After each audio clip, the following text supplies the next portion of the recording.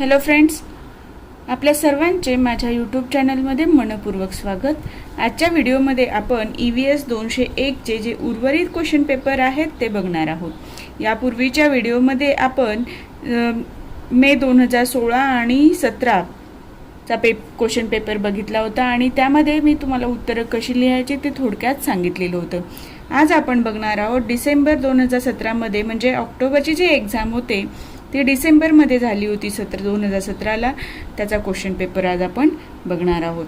तर प्रत्येक प्रश्नपत्रिकेमध्ये जे कॉमन सूचना आहेत त्याच की सर्व प्रश्न अनिवार्य आहेत. प्रत्येक प्रश्नाचं उत्तर हे स्वतंत्र पानावर लिहायचं आहे आपल्याला. प्रत्येक प्रश्नाचे उत्तर 75 ते 100 शब्दामध्ये लिहायचं आहे आणि आपल्याला मार्किंग जे करणार आहे त्या विषयाच्या मार्कर रचनेवर अवलंबून असेल. हे ज्या सूचना आहेत त्या सर्व विषयांसाठी कशा आहेत, कॉमन आहेत. त्यापूर्वी तुम्ही चॅनलवर नवीन असाल आणि चॅनलला अजूनही सबस्क्राईब केलेलं नसेल तर सबस्क्राईब करून घ्या, जेणेकरून तुम्हाला व्हिडिओचे नोटिफिकेशन्स येतील आणि व्हिडिओ लवकरात लवकर बघता येईल. आता बघा, 2017 डिसेंबरमध्ये जी पेपर झाला त्यातला पहिला प्रश्न.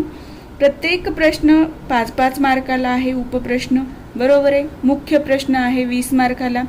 मुख्य प्रश्न असे 4 प्रश्न आहेत, त्यातले प्रत्येक उपप्रश्न 5 मार्काचा. तर त्यातले प्रत्येकातला आपल्याला काय करायचं आहे, 4 उपप्रश्न सोडवायचे आहेत. पहिला प्रश्न आहे पर्यावरणावर टीप लिहा. तर पर्यावरणावर टीप लिहा हा प्रश्न कसा झालेला आहे, परत रिपीट झालेला आहे. पर्यावरण म्हणजे काय हा प्रश्न येऊन गेलेला आहे.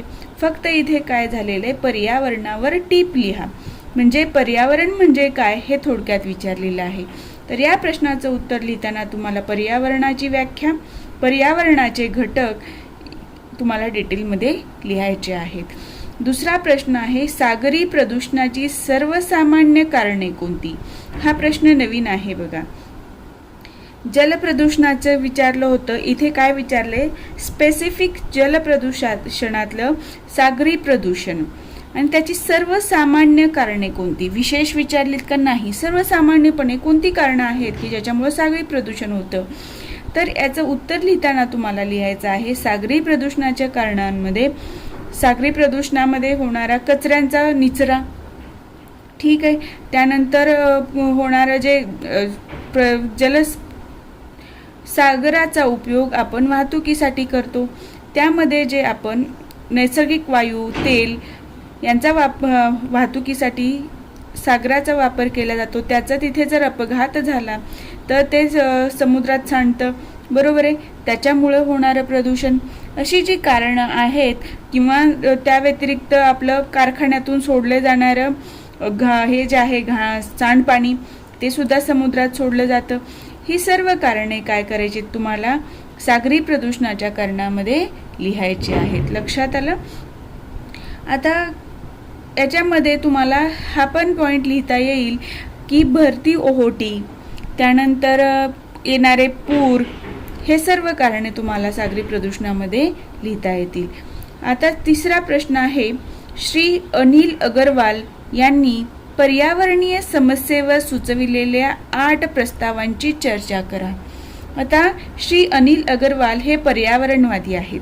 आता ज्या सध्या पर्यावरणावरच्या समस्या सुरू आहेत त्यावर तो पर्यावरण ऱ्हास कमी करण्यासाठी ज्या काही सूचना श्री अनिल अगरवाल यांनी सुचवलेल्या आहेत त्या जर तुम्हाला नेमक्या माहीत असतील तरच हा प्रश्न तिथे चूज करायचा आहे, अदरवाईज सोडून द्यायचा. लक्षात आलं. या 5 पैकी 4 प्रश्न कुठले निवडावे हे सुद्धा खूप महत्त्वाचं आहे. हा प्रश्न तुम्ही तिथे जर तुम्हाला एक्झॅक्ट माहिती असेल तरच चूज करा, अदरवाईज सोडून द्या. डी प्रश्न आहे आता पर्यावरणीय परिसंस्थेचे रचनात्मक पैलू विशद करा. पर्यावरणीय परिसंस्थेवर प्रश्न आलेला आहे. आता इथे काय विचारले, रचनात्मक पैलू म्हणजे पर्यावरणाची रचना कशी झालेली आहे आणि पर्यावरणाच्या रचनेमध्ये किंवा परिसंस्थेमध्ये कोणकोणत्या घटकांचा समावेश होतो ते इथे विचारलेलं आहे. 5वा प्रश्न आहे पर्यावरणीय परिसंस्थेच्या गुणवत्तेचे निदर्शक कोणते. आता पर्यावरणीय परिसंस्था जी आहे त्या परिसंस्थेच्या गुणवत्तेचे निदर्शक गुणवत्ता म्हणजे काय? त्याचा दर्जा काय आहे, म्हणजे त्या पर्यावरणातली जी कुठली परिसंस्था आहे, सागरी परिसंस्था असू द्या, वनातली परिसंस्था असू द्या, कुठलीही परिसंस्था असेल, त्याचा गुणवत्तेचा दर्जा कोणत्या घटकावर ठरतो, म्हणजे निदर्शकावर ठरतो, हे या प्रश्नामध्ये विचारलेलं आहे. आता या पर्यावरणीय परिसंस्थेच्या गुणवत्तेचे निदर्शक कोणते येतील? तर तिथे असलेल्या नैसर्गिक घटक जे आहेत ते योग्य प्रमाणात आहेत का, त्यांचा दर्जा कसा आहे, प्रदूषण किती प्रमाणामध्ये आहे, मुबलकता किती आहे, या सर्व घटकांचा वापर आपण गुणवत्तेचं निदर्शक म्हणून करत असतो. त्याचं तुम्हाला थोडक्यात 2 ते 3 ओळीमध्ये स्पष्टीकरण द्यायचं आहे.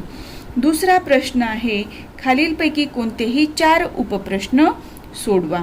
त्यातला पहिला प्रश्न आहे, पर्यावरण अभ्यास ही संकल्पना स्पष्ट करा. पर्यावरण अभ्यास, आपण आतापर्यंत काय बघितलं? पर्यावरण पर्यावरण पर्यावरण, पण हा प्रश्न वेगळा आलेला आहे, पर्यावरण अभ्यास.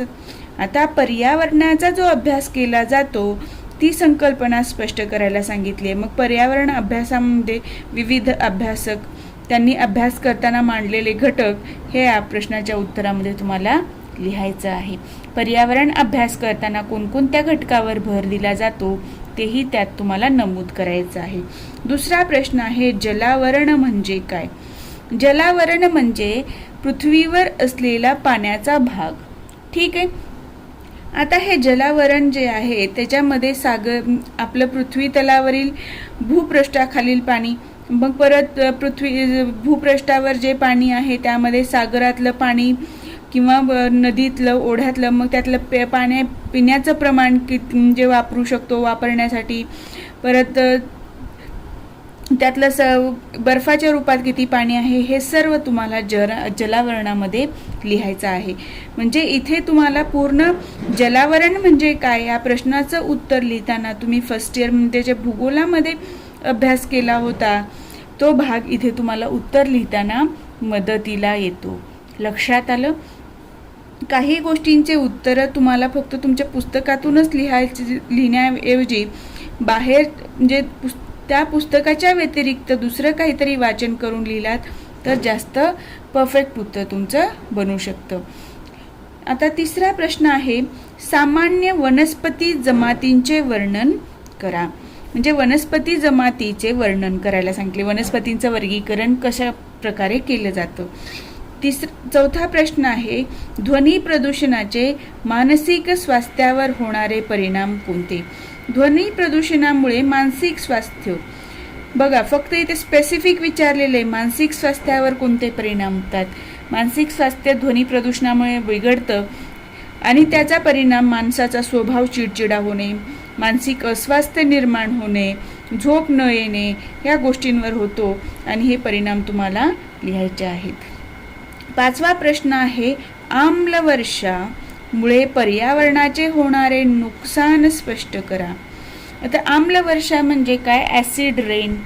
जे कशामुळे होतं तर पर्यावरणाचे आपण घटक सोडतो वातावरणामध्ये, हवेमध्ये, कारखान्यातून जाणारा धूर, त्याच्यातनं विषारी घटक जे हवेत पसरतात ते पावसाच्या पाण्याबरोबर परत पाण्यात विरघळून काय येतात, जमिनीवर येतात. बरोबर आहे. त्यामुळे त्याला काय म्हणलं जातं? आम्लवर्षा म्हणलं जातं, ॲसिड रेन म्हणलं जातं. तर याच्यामुळे काय नुकसान होतं? वनस्पतींचं कसं नुकसान होतं, पाणी साठ्यांचं कसं नुकसान होतं, परत जमिनीवर हे पाणी पडल्यामुळं शेतजमिनीचे कसे नुकसान होते ते तुम्हाला इथे थोडक्यात स्पष्ट करायचं आहे.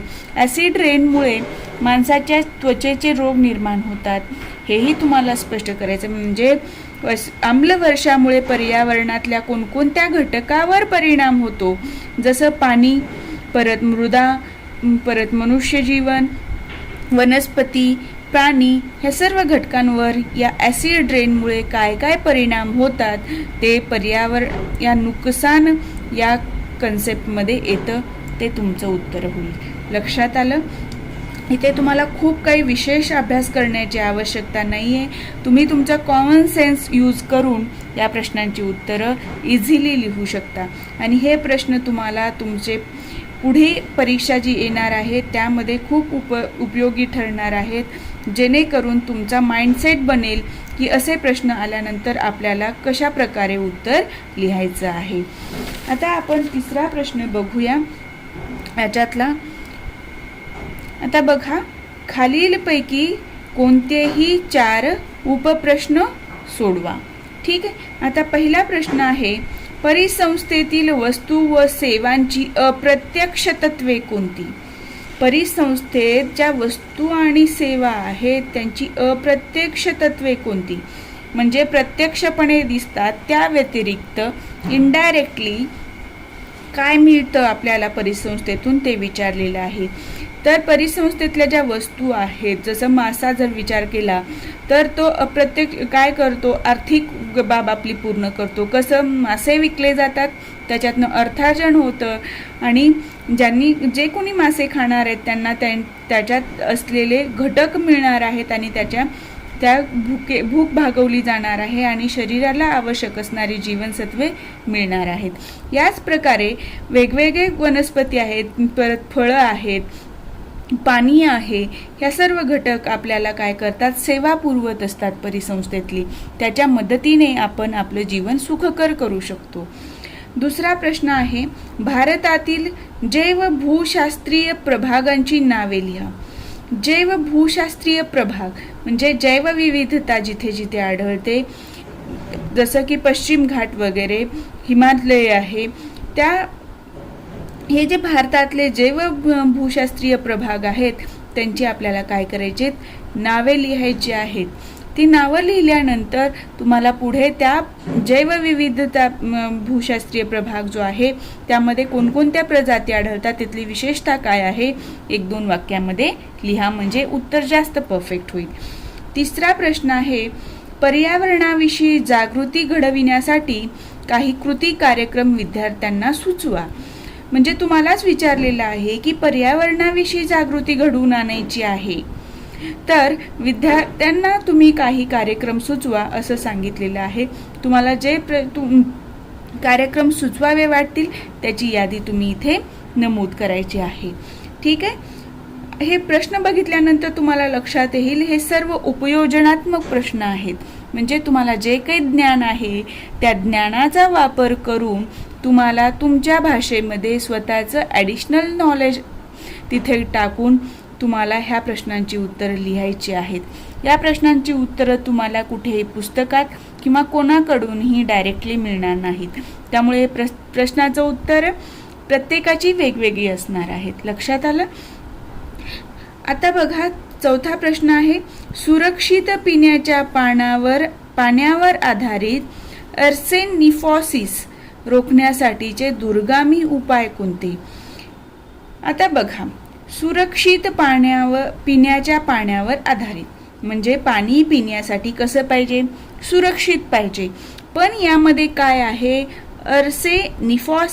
निकोसिस नावाचं जे घटक आहे, जे खनिज आहे ते पाण्यामध्ये आढळतं. त्यामुळे पाणी पिण्यायोग्य राहत नाही. तर हे जे प्रदूषित घटक आहे, जे खनिज आहे, जे पाण्यामध्ये विरघळलं जातं जास्त आणि पाणी दूषित होतं, जे पिण्यायोग्य राहत नाही, ते रोखण्यासाठीचे दूरगामी उपाय कोणते? हे रोखता यावं म्हणून आपल्याला काय करता येईल ते तुम्हाला इथे सांगायचं आहे.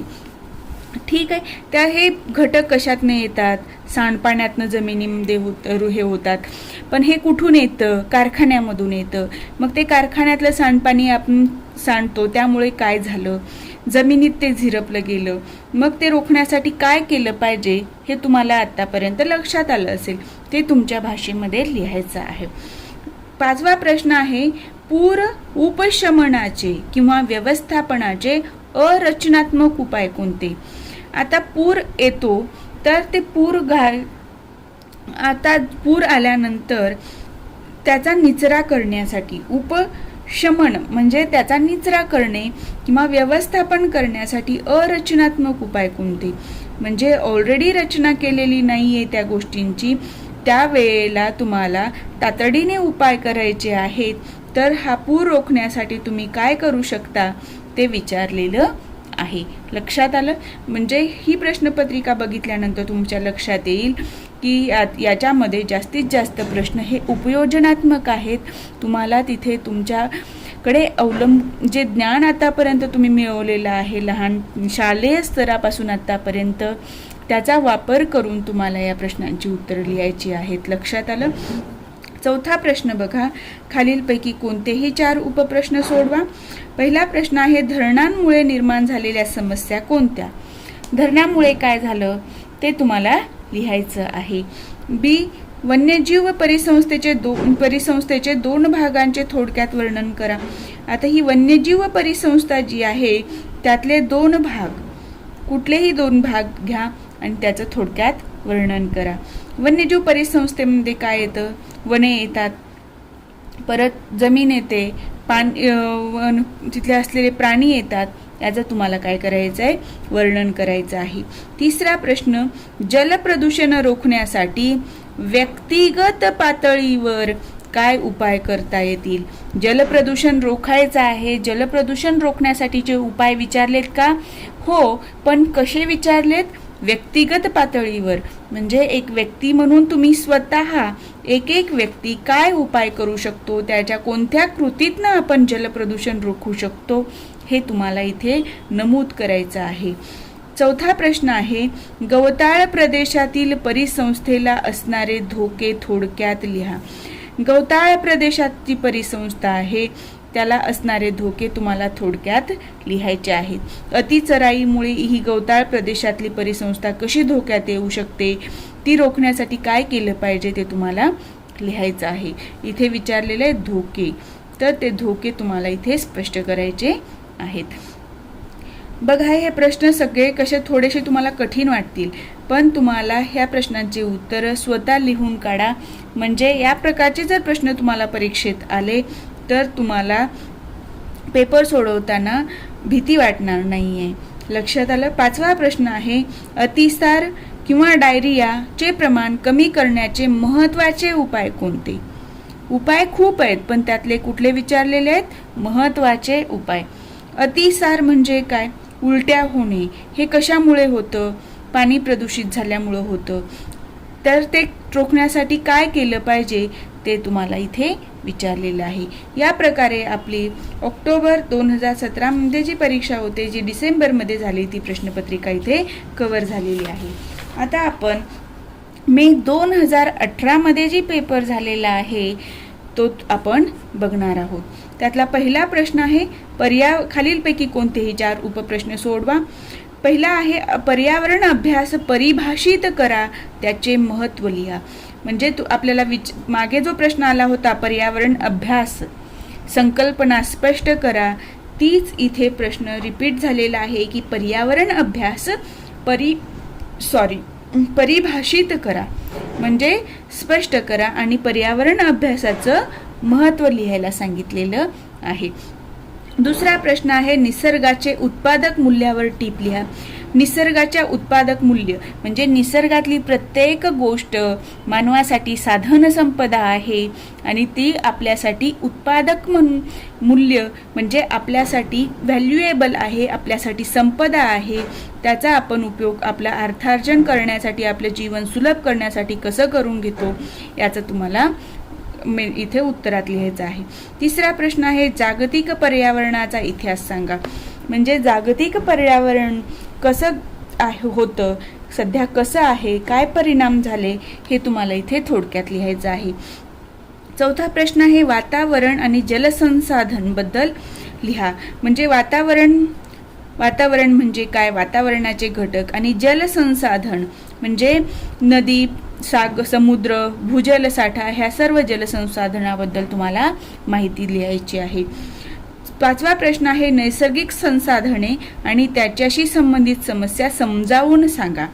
नैसर्गिक संसाधने म्हणजे काय? नैसर्गिक साधन संपत्ती, आणि या नैसर्गिक साधन संपत्तीचे काय समस्या आहेत ते तुम्हाला थोडक्यात सांगायचे आहेत. नैसर्गिक साधन संपत्तीचे पारंपरिक नैसर्गिक साधन संपत्ती किंवा अपारंपरिक, आणि किंवा नष्ट होणारी किंवा नष्ट न होणारी, पुनर्जीवित होणारी या प्रकारे जे घटक आहेत ते मेन्शन करा आणि प्रत्येक प्रकार त्यामध्ये पारंपरिक नैसर्गिक साधन संपत्तीच्या समस्या कोणत्या, जसं की ते संपुष्टात येतात, परत निर्माण होणार नाहीत, साठा कमीत कमी आहे, हे सर्व तुम्हाला तिथे मेन्शन करायचं आहे. त्याच प्रकारे अपारंपरिक नैसर्गिक साधन संपत्तीबद्दल पण. दुसरा प्रश्न आहे, खालीलपैकी कोणतेही 4 उपप्रश्न सोडवा. पहिला प्रश्न आहे, जलव्यवस्थेचे धोके काय आहेत. सध्या जी जलव्यवस्था आहे त्याचे धोके तुम्हाला लिहायचे आहेत. दुसरा प्रश्न आहे, फोटोव्होल्टिक ऊर्जा म्हणजे काय, स्पष्ट करा. फोटोव्होल्टिक ऊर्जा म्हणजे आपल्याला काय कशातनं मिळते, फोटोसिंथेसिस. जी फोटोव्होल्टिक आहे ते सूर्यापासून मिळणारी ऊर्जा, ती स्पष्ट करायची आहे तुम्हाला. सौर ऊर्जा विचारलेले आहे थोडक्यामध्ये. तिसरा प्रश्न आहे, थर्मल प्रदूषण थोडक्यात स्पष्ट लिहा. थर्मल पोल्युशन म्हणजे काय, म्हणजे जे तापमान वाढ आहे त्याबद्दल विचारलेलं आहे. आता चौथा प्रश्न आहे, खालील स्पष्ट करा. ज्या संकल्पना दिलेल्या आहेत त्याचं तुम्हाला स्पष्टीकरण द्यायचं आहे, थोडक्यात स्पष्ट करायचे. पहिला आहे कमी स्त्रोत म्हणजे सोर्सेस रिडक्शन, जे स्त्रोत कमी होत आहेत नैसर्गिक साधन संपत्तीचे त्यावर. आणि पुनर्वापर, एखाद्या गोष्टीचा परत परत वापर करणे म्हणजे पुनर्वापर, त्यावर तुम्हाला इथे उत्तर लिहायचं आहे. पाचवा प्रश्न आहे, वीज वाचविण्यासाठी तुम्ही काय करू शकता ते तुमच्या भाषेमध्ये लिहायचं आहे. जसं की स्विच बंद केले पाहिजेत, गरज असेल तेव्हाच वापरले पाहिजे, ज्या वेळेला आपण जिथे शक्य आहे स्वतः करू शकता गोष्टी, तिथे विजेचा वापर न करता तिथे त्या पद्धतीने तुम्ही वापर केला पाहिजे. म्हणजे जे वीज वापरण्यासाठी तुम्ही काय काय करू शकता ते लिहा. बघा, मे 2018ची प्रश्नपत्रिका तुम्ही आत्तापर्यंतच्या ज्या प्रश्नपत्रिका पाहिलात त्यापेक्षा तुम्हाला काठिण्य पातळी इथे जास्त दिसते. म्हणजे फक्त सोपे प्रश्न तुम्ही करून जर वाटलं तुम्हाला की होईल माझं पूर्ण म्हणजे चांगले मार्क्स येतील, तर तो गैरसमज आहे. आपण काहीही निश्चित सांगू शकत नाही की प्रश्नपत्रिका सोपीच येईल. त्यामुळे अभ्यास करताना प्रत्येक घटक हा तुमचा अभ्यासला गेला पाहिजे, जेणेकरून परीक्षेमध्ये तुम्हाला कुठल्याही प्रकारचा प्रश्न विचारला गेला तर त्या परिस्थितीला तोंड देण्यासाठी तुम्ही तिथे तयार असलं पाहिजे. लक्षात आलं. आता आपण तिसरा प्रश्न बघूया. खालीलपैकी कोणतेही 4 उपप्रश्न सोडवा. ठीक आहे. आता त्यातला पहिला प्रश्न आहे, खालील अटी परिभाषित करा. परिभाषित करा म्हणजे काय असतं, संकल्पना स्पष्ट करा. आता मानवी विकास निर्देशांक म्हणजे काय, मानवी विकासाचा निर्देशांक काढण्यासाठी कोणकोणत्या घटकांचा वापर केला जातो हे तुम्हाला इथे लिहायचे. दुसरा प्रश्न आहे, पॉइंट आहे त्यातला इकोसिस्टीम म्हणजेच काय, परिसंस्था. परिसंस्थेबद्दल तुम्हाला संकल्पना स्पष्ट करायची आहे. दुसरा प्रश्न बघा, खनिज संसाधनावर टीप लिहा. म्हणजे खनिज साधन संपत्ती जी आहे त्यावर टीप लिहायची. हे खनिज साधन संपत्ती कशी आहे, परंपरागत साधन संपत्ती आहे जी संपणारी आहे, साठा मर्यादित आहे. मग हा साठा मर्यादित आहे तर वापर कसा होतो आहे, तो वापर कमीत कमी करण्यासाठी काय केलं पाहिजे हे तुम्हाला लिहायचं आहे. हायड्रॉलिक पॉवरचा दोष लिहा. हायड्रॉलिक पॉवर म्हणजे काय आहे इथे, तर जे पाण्याचा वापर करून आपण जलविद्युत निर्मिती करतो त्याला हायड्रॉलिक पॉवर म्हणतात आणि हाच शब्द वापरलेला आहे प्रश्नपत्रिकेमध्ये तुमच्या. तर जलविद्युत निर्मितीचे दोष कोणते आहेत ते तुम्हाला लिहायचे आहे. चौथा प्रश्न आहे, डॅम्स प्रॉब्लेम स्पष्ट करा. डॅम म्हणजे काय, धरण. तर धरणाचे जे प्रश्न आहेत ते तुम्हाला तिथे लिहायचे आहेत. पाचवा प्रश्न आहे, जंगलतोड करणे म्हणजे डिफॉरेस्टेशन स्पष्ट करा. जंगलतोड करण्याची कारणे, त्यावरचे उपाय काय करता येतील हे तुम्हाला तिथे स्पष्ट करायचं आहे. चौथा प्रश्न आहे, खालीलपैकी कोणतेही 4 उपप्रश्न सोडवा. पहिला प्रश्न, इकोसिस्टीम व्याख्या लिहा आणि डिग्रेडेशन स्पष्ट करा. इकोसिस्टीम म्हणजे काय, परिसंस्था. परिसंस्थेची व्याख्या लिहा. म्हणजे तुम्हाला अल्टरनेट मराठी शब्दाला इंग्रजी शब्द माहीत असला पाहिजे. ही एकमेव प्रश्नपत्रिका आहे ज्यामध्ये जास्तीत जास्त इंग्रजी शब्दांचा वापर केलेला आहे. तर परिसंस्था म्हणजेच इकोसिस्टीमची व्याख्या लिहायची आणि डिग्रेडेशन बद्दल स्पष्ट करा. म्हणजे डिग्रेडेशन म्हणजे काय आहे, तर ती परिसंस्था नष्ट होत आहे, ऱ्हास पावत आहे, त्याबद्दल तुम्हाला माहिती लिहायची आहे. दुसरा प्रश्न आहे इकोसिस्टीम कार्य लिहा, म्हणजे परिसंस्थेची कार्य लिहा. तिसरा प्रश्न आहे परमाणु ऊर्जा म्हणजे काय स्पष्ट करा. परमाणु ऊर्जा म्हणजे काय, अणु ऊर्जा म्हणजे काय ते तुम्हाला थोडक्यात लिहायचं आहे. चौथा प्रश्न आहे वॉटर सायकल थोडक्यात सांगा. वॉटर सायकल म्हणजे काय आहे, म्हणजे आता बघा आपण काय म्हणू शकतो इथे, पाण्याची जी चेन आहे, म्हणजे पाणी पावसापासून येतं, त्यानंतर ते नदी नाले याच्यातनं जातं, परत वाफ होऊन जातं, ही जी सायकल आहे जलचक्र, ठीक आहे, ते जलचक्र म्हणजेच वॉटर सायकल तुम्हाला थोडक्यात सांगायची आहे. पाचवा प्रश्न आहे सामान्य वनस्पतीची प्रजाती थोडक्यात वर्णन करा.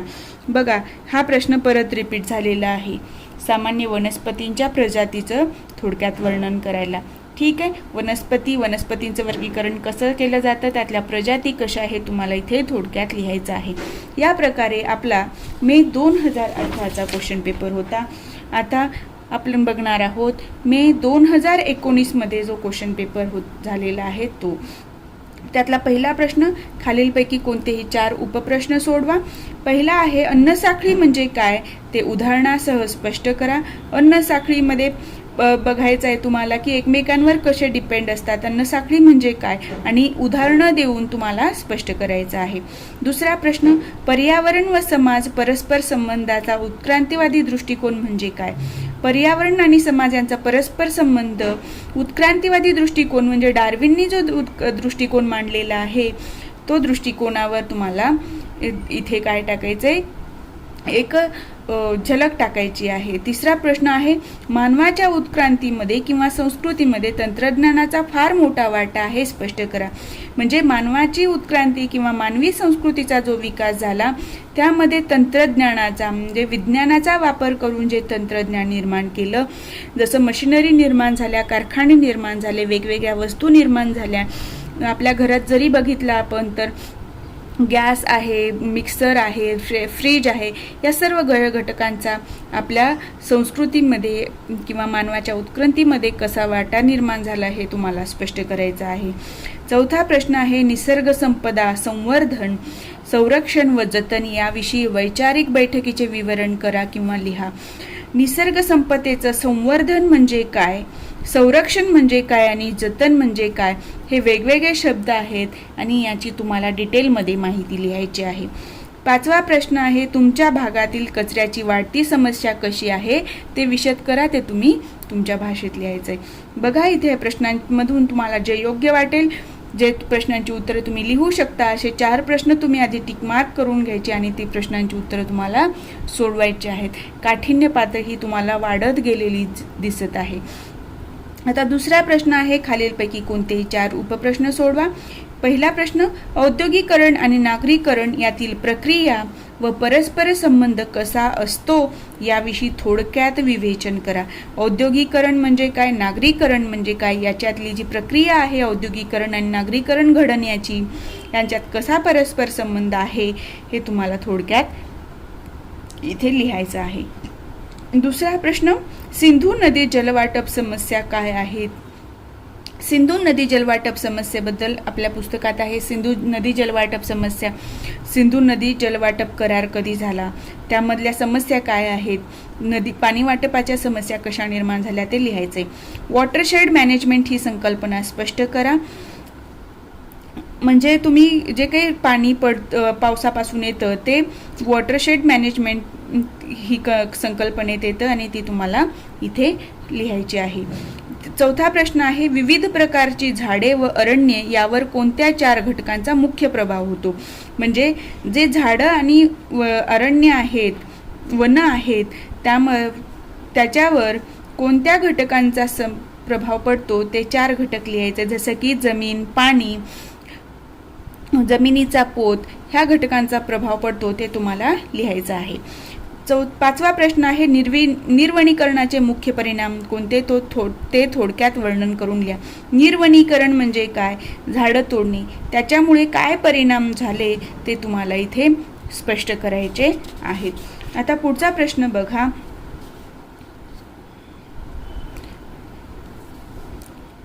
खालीलपैकी कोणतेही 4 उपप्रश्न सोडवा. पहिला, हरित क्रांतीचे मुख्य प्रतिकूल परिणाम कोणते? हा प्रश्न रिपीट झालेला आहे. दुसरा प्रश्न, तुमच्या गावातील किंवा शहरातील नैसर्गिक भूगर्भ जल प्रदूषणाची 5 उदाहरणे लिहा. तुमच्या गावातलं किंवा शहरातलं नैसर्गिक भूगर्भ जल प्रदूषण म्हणजे जमिनीत जे पाणी आहे त्याच्या प्रदूषणाचं तुम्हाला इथे उदाहरणं देऊन स्पष्टीकरण द्यायचे. तिसरा प्रश्न आहे, पश्चिम घाट बचाव योजना थोडक्यात विवेचन करा. पश्चिम घाट बचाव योजना जी पर्यावरणाविषयी चळवळ आहे त्याविषयी तुम्हाला माहिती लिहायची आहे. चौथा प्रश्न आहे, पर्यावरणाचे संतुलन राखण्यामध्ये सामाजिक संस्था व चळवळींनी कोणता हातभार लावला आहे? हा प्रश्न परत रिपीट झालेला आहे. पर्यावरण संतुलन राखणं, सामाजिक पर्यावरण विषयक चळवळी कोणत्या आहेत त्या तुम्हाला इथे लिहायच्या आहेत. आता 5वा प्रश्न आहे, बुटलँड कमिशनने पर्यावरणाच्या शाश्वत विकासाविषयी कोणती 5 स्पष्टीकरणे मांडली आहेत? ही जी कमिशन आहे बुटलँड कमिशन, पर्यावरणाचा शाश्वत विकास म्हणजे सस्टेनेबल डेव्हलपमेंटसाठी कोणते विचार मांडले आहेत ते तुम्हाला लिहायचं आहे. हे तुम्हाला एक्झॅक्ट माहीत असेल तरच ह्या प्रश्नाला हात लावा. हे सोडून देऊन तुम्ही वर्षे 4 प्रश्न सोडवू शकता.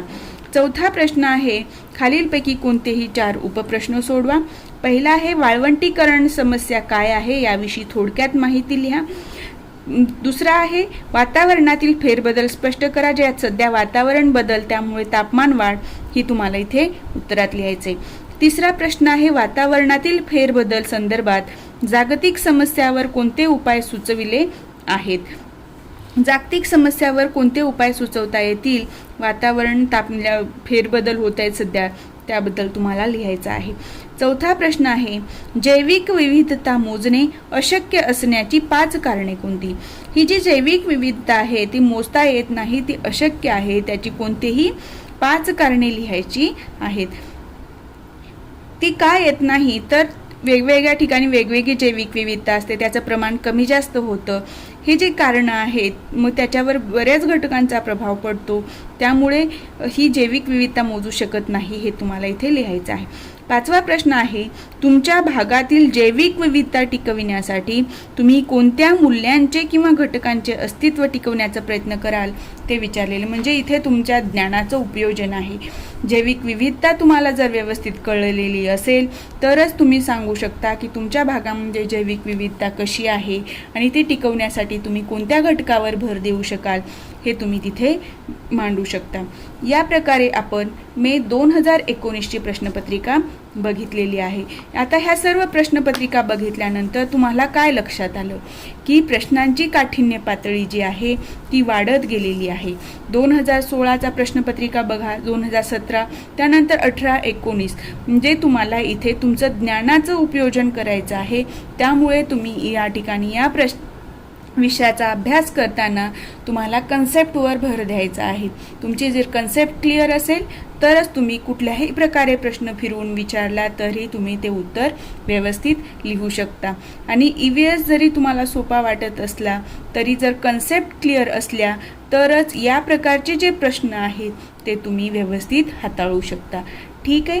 या प्रकारे आपण जेवढ्या प्रश्नपत्रिका आपल्याकडे होत्या त्या 5 प्रश्नपत्रिका आपण 2 व्हिडिओच्या मार्फत पूर्ण केलेल्या आहेत.